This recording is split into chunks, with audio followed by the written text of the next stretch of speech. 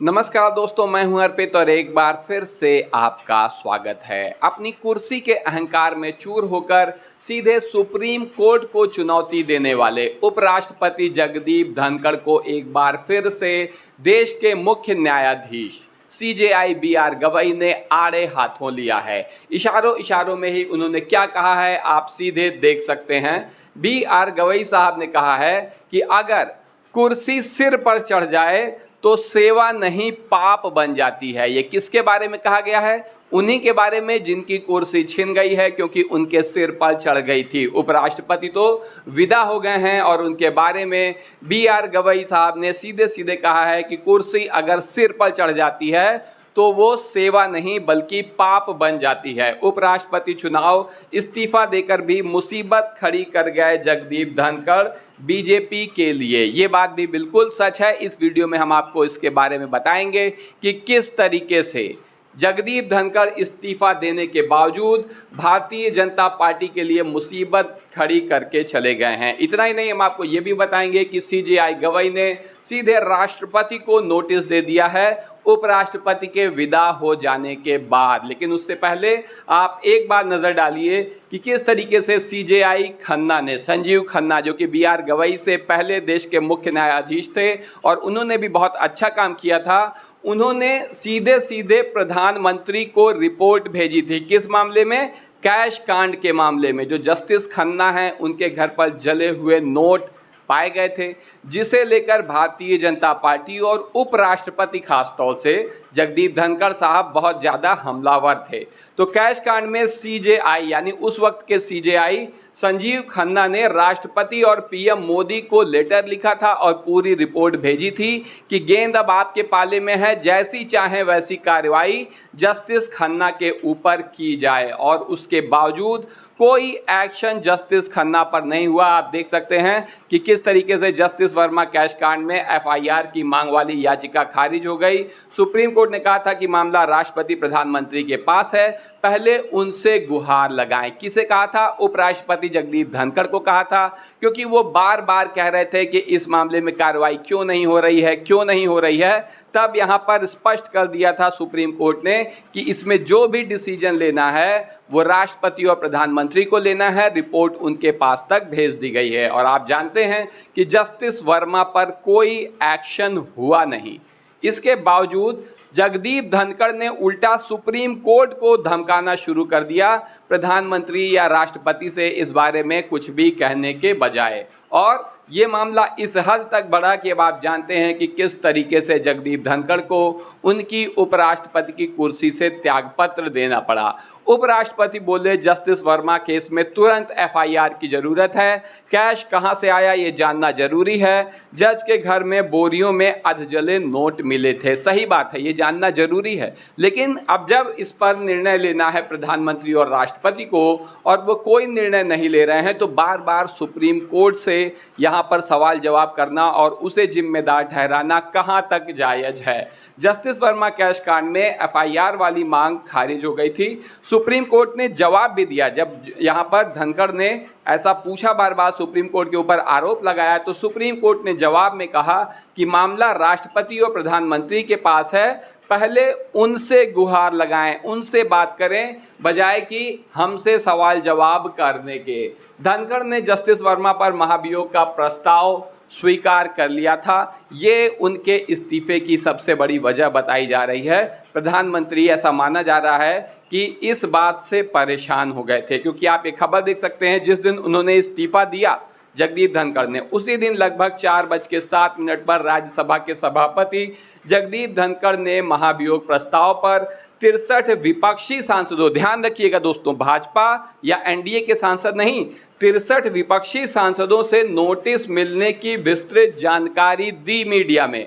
तब तक इनका स्वास्थ्य बिल्कुल सही था, लेकिन इसी के बाद इनका स्वास्थ्य बिगड़ा और सीधे राष्ट्रपति आवास पहुंच गए बिना अपॉइंटमेंट लिए और वहां जाकर इन्होंने इस्तीफा दे दिया। तो क्या दबाव होगा आप समझ सकते हैं।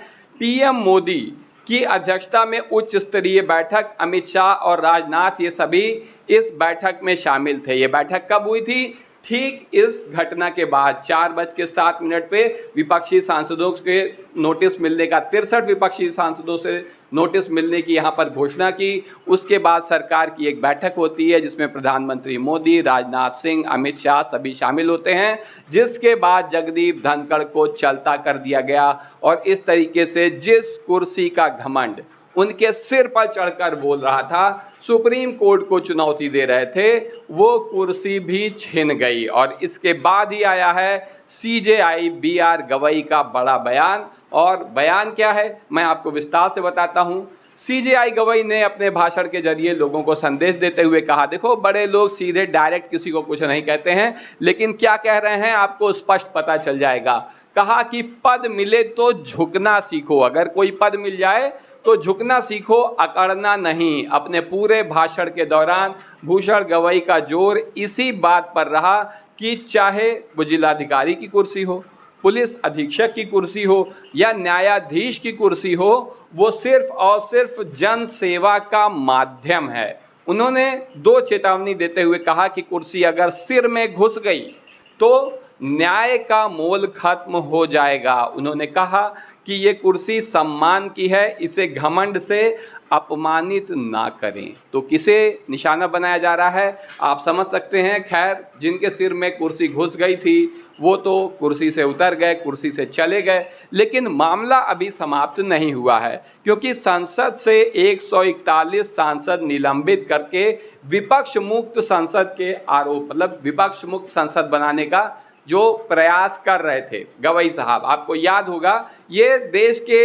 एकमात्र ऐसे उपराष्ट्रपति हैं जो चापलूसी करके उपराष्ट्रपति पद की कुर्सी तो पा गए थे, लेकिन जगदीप धनखड़ देश के इकलौते उपराष्ट्रपति हैं जिनके खिलाफ अविश्वास प्रस्ताव लाया गया विपक्ष के द्वारा, और बाकायदा ऐसा करके इन्हें पद से हटाने का प्रयास भी किया गया। लेकिन अब आप देख सकते हैं कि किस तरीके से परिस्थितियां बदली और जगदीप धनखड़ को इस्तीफा देना पड़ा। ये घमंड में चूर होकर क्या बोल रहे थे, संसद ही सुप्रीम है। बार बार अगर सीजेआई या सुप्रीम कोर्ट की ओर से कोई बात आती थी तो ये बार बार उसे काटते थे कि संसद ही सुप्रीम है, हम ही लोग सब कुछ हैं। इनको इतनी सी बात नहीं समझ में आ रही थी, जो आप देख सकते हैं कि बीआर गवई साहब ने किस तरीके से इनका इस बार भी जवाब दिया। जब ये कह रहे थे संसद ही सुप्रीम है तो बीआर गवई ने कहा कि कुछ लोग कहते हैं कि संसद सर्वोच्च है, लेकिन मेरी राय में संविधान सर्वोपरि है। हमारे लोकतंत्र के 3 अंग न्यायपालिका, कार्यपालिका और विधायिका संविधान के अधीन काम करते हैं, उससे ऊपर उठकर काम नहीं करते, इसलिए संविधान सर्वोपरि है। तो बहुत ही अच्छा जवाब बीआर गवई साहब ने दिया। आपकी इस बारे में क्या राय है कमेंट करके ज़रूर बताइएगा। लेकिन सीजेआई गवई ने नियुक्त की 5 जजों की कमेटी। ये मामला क्या है, ये सीधे अब उपराष्ट्रपति तो जा चुके हैं, मामला पहुंच रहा है राष्ट्रपति तक। आप देख सकते हैं क्या किसी बिल की डेडलाइन तय कर सकता है सुप्रीम कोर्ट। आपको बता दें कि सुप्रीम कोर्ट ने फैसला किया था कि राष्ट्रपति को किसी भी बिल पर 6 महीने में फैसला लेना होगा, हाँ या नहीं। वो उसको अनिश्चित काल तक अपने पास विचार के लिए नहीं रख सकता है। ये फैसला दिया था सुप्रीम कोर्ट में, जिसके जवाब में राष्ट्रपति द्रौपदी मुर्मू ने उल्टा सुप्रीम कोर्ट से ही सवाल करते हुए पूछा कि क्या किसी बिल की डेडलाइन तय कर सकता है सुप्रीम कोर्ट। राष्ट्रपति द्रौपदी मुर्मू ने सुप्रीम कोर्ट से पूछे ये 14 सवाल। तो यहाँ पर 14 सवाल राष्ट्रपति के द्वारा पूछे गए सुप्रीम कोर्ट से, जिसके जवाब में सीजेआई गवई ने 5 जजों की एक कमेटी नियुक्त कर दी है इस जवाब को देने के लिए। और आपको बता दें कि क्या मर्यादा लांघ रहा है सुप्रीम कोर्ट।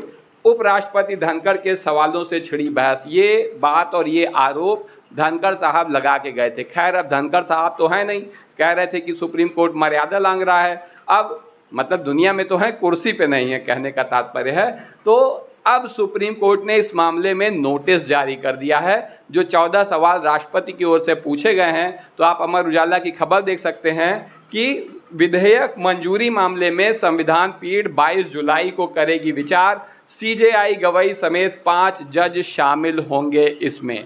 और यहाँ पर हो क्या रहा है, यहाँ पर हुआ ये है कि प्रेसिडेंशियल रेफरेंस मामला सुप्रीम कोर्ट ने 5 जजों की बेंच ने केंद्र और राज्य सरकारों को नोटिस जारी कर दिया है। और ये अब मामला सीधे सीधे उपराष्ट्रपति के बाद राष्ट्रपति तक पहुंच गया है, क्योंकि उपराष्ट्रपति जी तो अब अपनी कुर्सी छोड़ चुके हैं। ऐसे में अब राष्ट्रपति द्रौपदी मुर्मू का क्या होगा, इनका क्या भविष्य है, क्या ये इसी पद पर बनी रहेंगी या फिर इन्हें भी इसी तरीके से अचानक किसी दिन जाना पड़ सकता है। आपकी जो भी राय हो कमेंट करके ज़रूर बताएं। वीडियो को लाइक करिए, चैनल को सब्सक्राइब करिए, अपने दोस्तों के साथ शेयर करना ना भूलिए। धन्यवाद।